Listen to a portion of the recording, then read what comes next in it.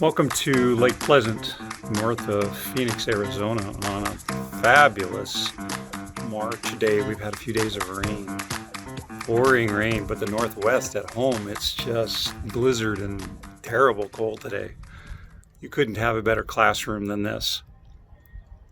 As far as I understand, I'm the originator of this example of, it's an illusion, but it demonstrates that there are things we don't know or things that we don't see the way they really are, that we don't, as Paul Hegstrom would say, we don't see things the way they are. We see things the way we are.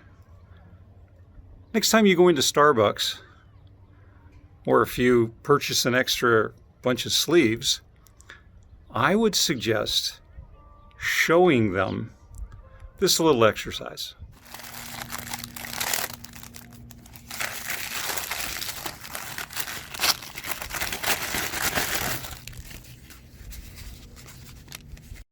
This is my journal that I'm actually writing the book from. So I'm going to use it as a background just so that it's simple. And also I'm going to use the ones from the book where I've marked them A and B, just so you can see that it's not a sleight of hand trick that I'm doing, but you can actually follow along and learn. I fully believe that storytelling is a superpower. It actually has command over at least early AI. I mean, think of it. You immediately know the difference between a runny nose and smelly feet. Think about it. Runny nose, smelly feet. AI has to be taught that. So you can use words, as the media and much of the internet does, to persuade, mislead, obscure, bloviate. I mean, there's a bunch of words to do this, but part of this is storytelling, but it's based on a perception that our eyes jump to a conclusion with, far from the reality. And that's what I want you to catch in this. I want you to see how easy it is for me to tell you a story and have you see something that's just not true.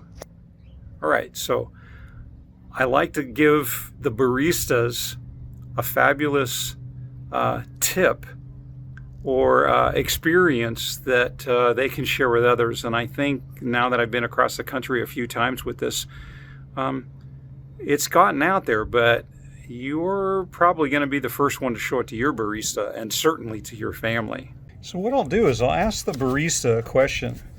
Usually I say, do you have a second? I'm a little confused. And they'll say something like, oh, sure, no problem. And I'll say, so you have 3 or 4 cup sizes. I know the tall, the grande, and the venti cups.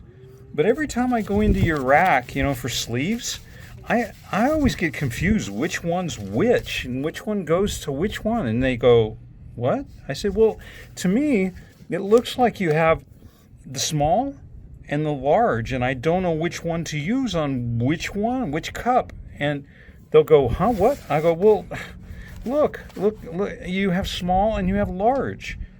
I go, but every time I pull it out of the rack, I don't know how to order. I mean, I get confused, and they look at you like, wait a minute, what did you just do? I go, yeah, every time I pull them out of the rack, they're all different sizes. They're mixed up or something. Which one do I put on the cup I'm getting? They stare at you, and they don't know what to do. They look at each other, and so then I'll explain to them that it doesn't really matter. I think that it's just in your interpretation of which one's which. Or it's the left side of the aisle, the right side of the aisle. In politics, it's which media channel you're looking at as to which one's doing, what? It's storytelling. You see, catch that I said there's 4 cup sizes, but you have, to me, it appears to be 2 different sleeve sizes.